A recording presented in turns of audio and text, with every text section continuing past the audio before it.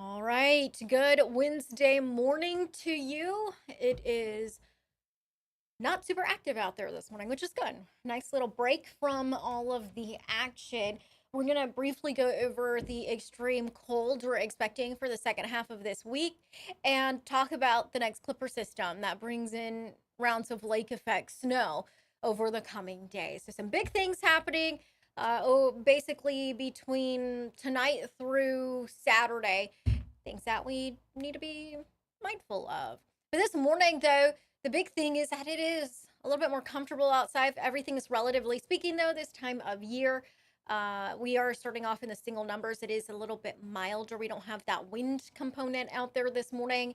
And we're hoping to be able to get outside and enjoy some snow, doing some snowshoeing or maybe a little skiing or something like that, outdoor recreation, but you don't want to do it in the extreme cold. Today's your day to take advantage of it. So it is going to be a little bit milder, relatively speaking, again this afternoon. And we're just going to go ahead and talk about that. So this morning, we are starting off in the single numbers out there. But this afternoon, we're expecting teens for the afternoon.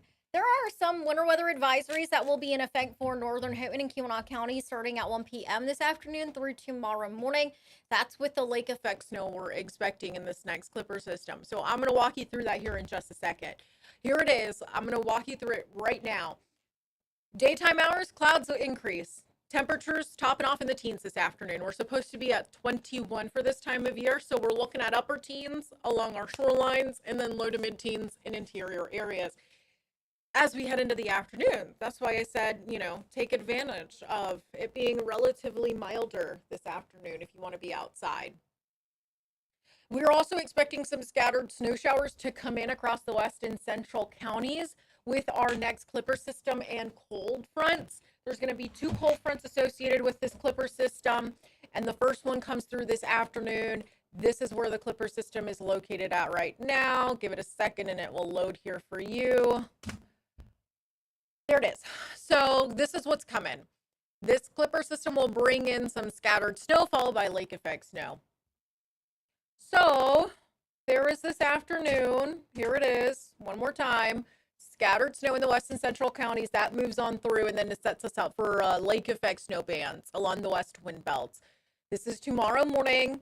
And then the winds change a little bit for tomorrow evening and the intensity of the lake effect snow increases and becomes a little bit more, the coverage expands a little bit more across the west. So at this point in time, by tomorrow evening, we're looking at that snowfall to expand across not just the Keweenaw, but also Gogebic, Baraga, potentially Gogebic counties. And then it continues into Friday morning. By Friday morning, we're talking about that lake effect snow expanding in the eastern UP, not just Alger County, but Schoolcraft and Luce County, as well as Chippewa and Mackinac counties.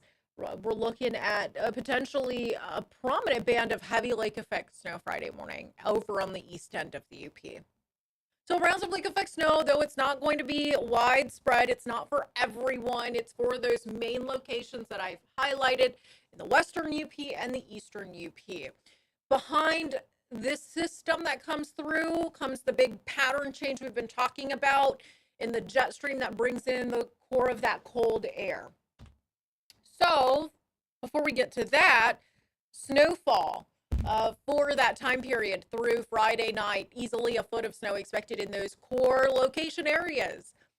Some high elevation locations, though, will likely exceed a foot of snow. Now, Marquette County, about 3 to 6 inches in the western. I'm talking about the west end of Marquette County, west of, say, Ishpeming.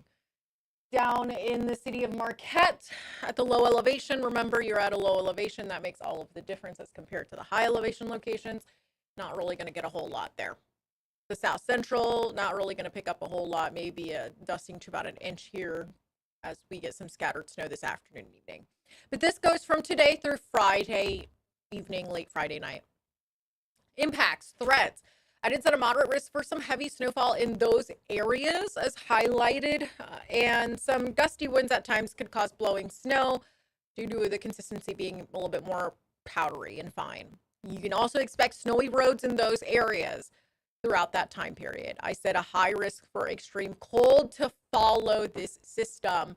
We've talked about it for a while now. We've been talking about this core of this cold air, the coldest air yet so far of the season to come in. We've been talking about it since last week.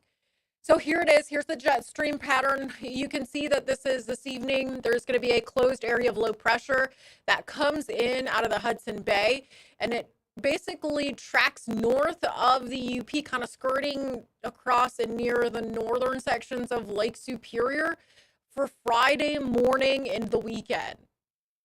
The pressure gradient's also going to be tight with this. So that means that we're expecting blustery winds as well with this behind this as it rolls on through, with improvements coming in on Sunday into next week.